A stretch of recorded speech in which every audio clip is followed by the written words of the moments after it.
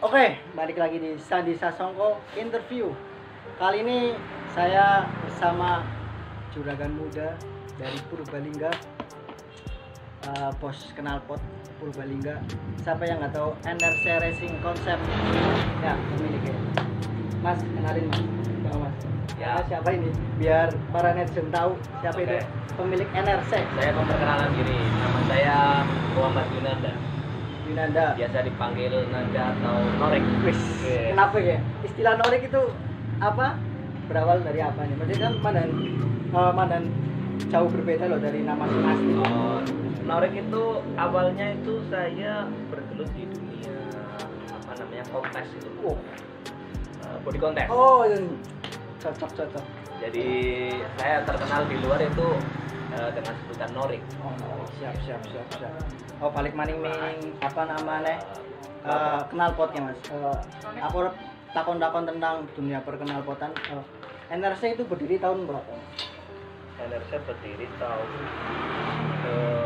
akhir 2016. Akhir 2016 berarti udah sekitar 4 tahunan ya. Ya, 4 tahun. 4 Dan tahun lebih lah.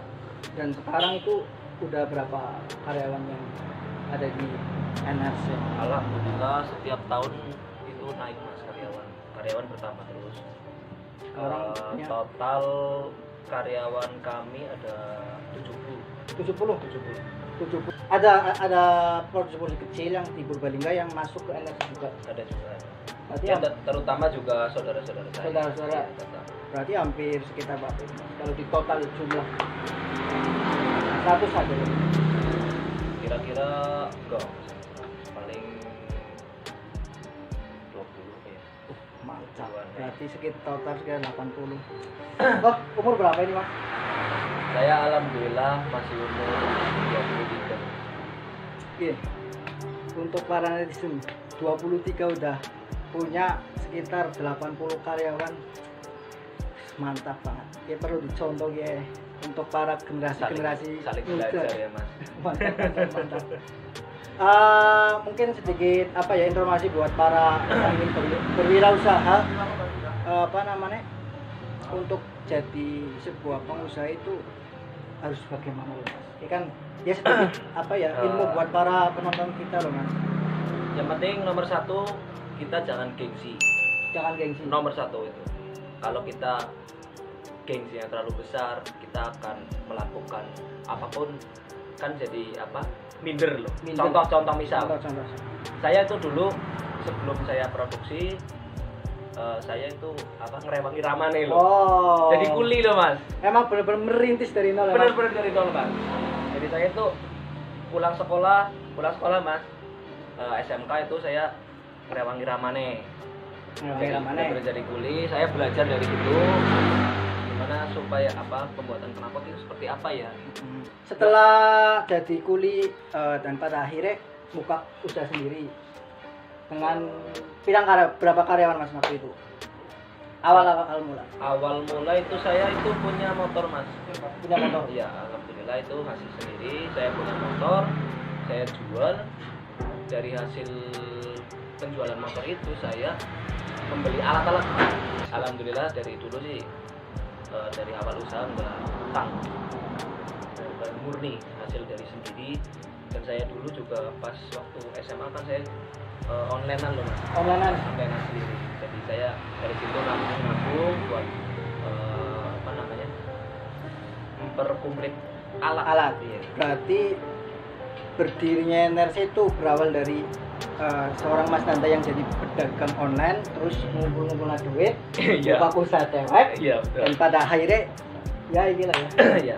Jadi bilang ya pemuda yang sukses ya, Yang penting kita tetap semangat dan konsisten ya. ikhtiar Mas. Saya juga banyak belajar dari teman-teman lainnya yang usaha dari sana-sana. Ya kamu harus kayak gini, kamu harus gini ya. Mantap. Kan lagi pandemi ya mas ya. Kita lagi apa namanya? Ini lagi menghadapi pandemi seperti ini. Ada nggak mas dampak dari pandemi itu ke para pengusaha knalpot khususnya di Purbalingga? Justru saja dari awal pandemi Sebenarnya dari awal pandemi masuk ke Indonesia jujur saja belum terlalu pengaruh mas, tapi dari mungkin persaingan dagang, kebanyakan mungkin yang produksi, jadi mungkin mereka bingung membuangnya, ibaratnya penjualannya bingung, jadi akhirnya mereka jualnya ngawur dan banting-bantingan harga. Oh, berarti salah satu apa namanya penyebab turunnya perkenalan di Indonesia itulah ada banding-bandingan. Iya, banding-bandingan harga. Mereka juga yang sewu baru pemula gitu loh mas. Pengrajin pemula, dia bingung jualnya, akhirnya dia jualnya ngawur, asal bati gitu. Ada juga yang nggak bati mas, nggak bati dijual, yang penting muter gitu loh. Ada pengusaha seperti itu. Ada mas itu mas.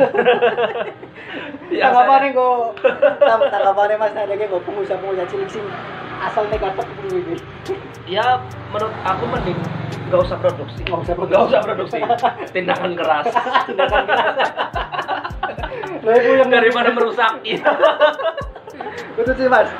Ya udah sih.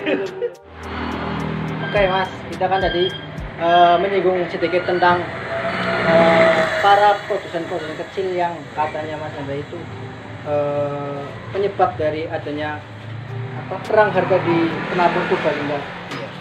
Apa tanggapan Mas sebagai salah satu wirausahaan yang ada di Purbalingga ini mengenai hal tersebut?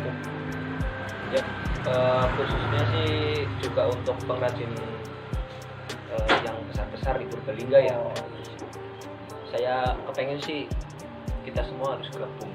Oh, untuk semuanya ya? Semuanya kita harus gabung, harus kompak. Nggak hanya untuk produsen kecil, nggak juga yang produsen besar juga ya, harus. Semua produksi itu harus kompak. Kita harus kompak gitu loh.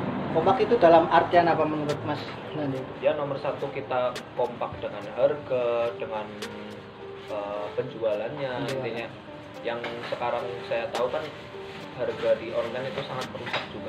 Sangat merusak. Ya itu kendalanya itu nomor satu itu terlalu banyak yang produksi. Iya.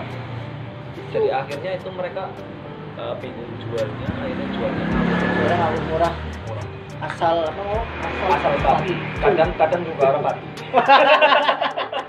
Sodako mas. Siap.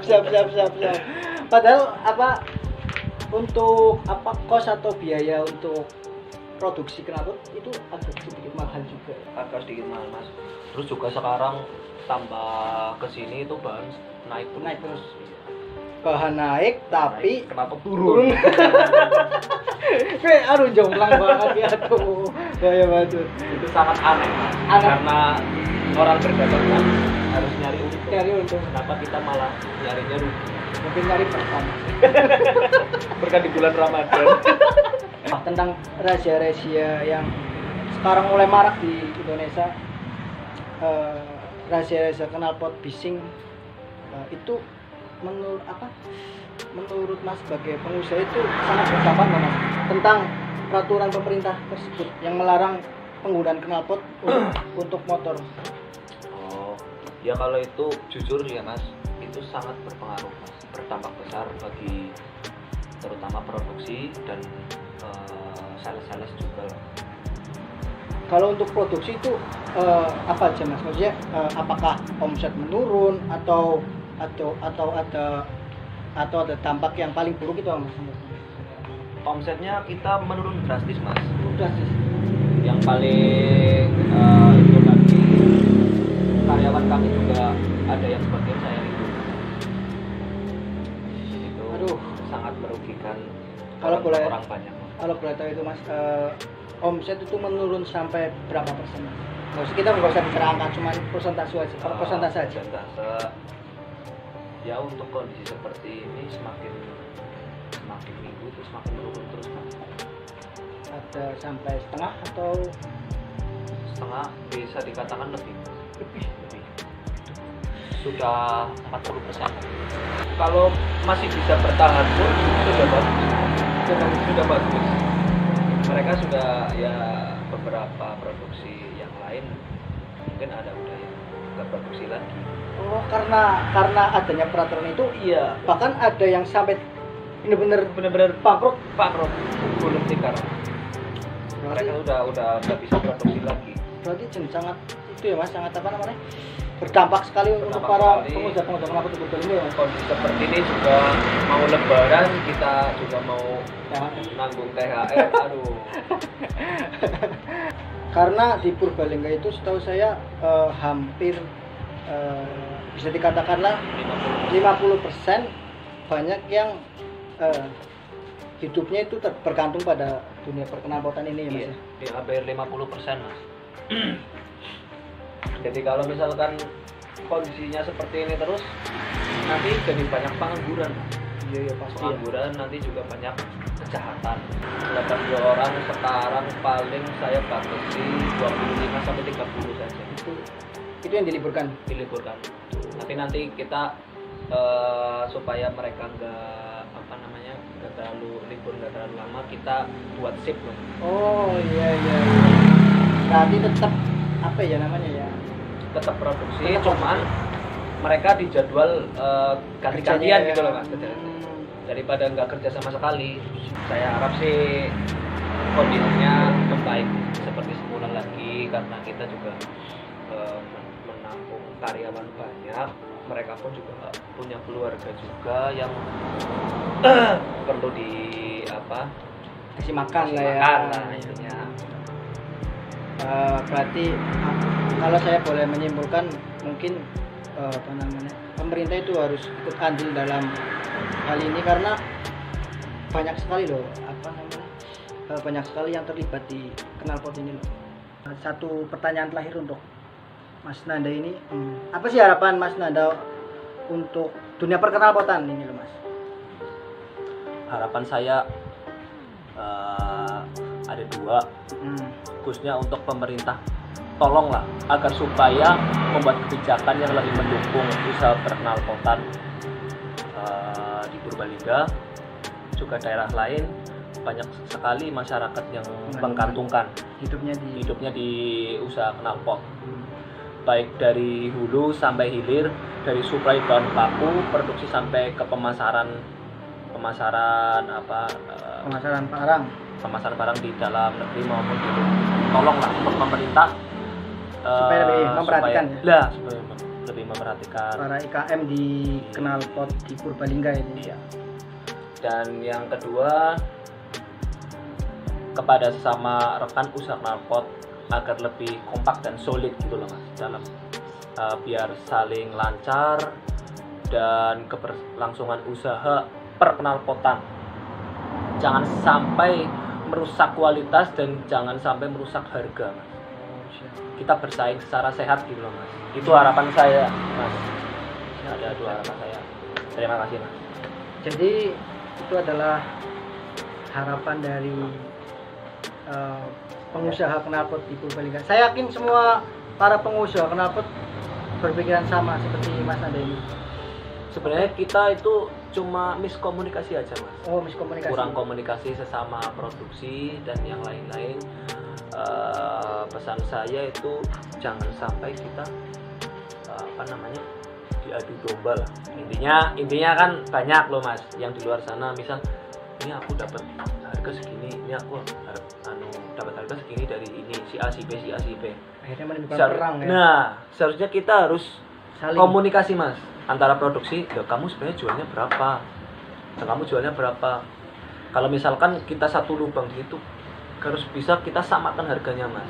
Mungkin kalau Biar saya, enak gitu loh Mas. Ya, mungkin kalau saya boleh menambahkan, mungkin harus ada kode etik dalam berbisnis ya Mas. Iya. Jadi harus ada rate harga khusus mungkin begitu ya. Oke, sekian dulu video dari saya. Jangan lupa untuk like, komen, dan subscribe. Iya. Salam Adit. Oh ya, Mantap. salam brother.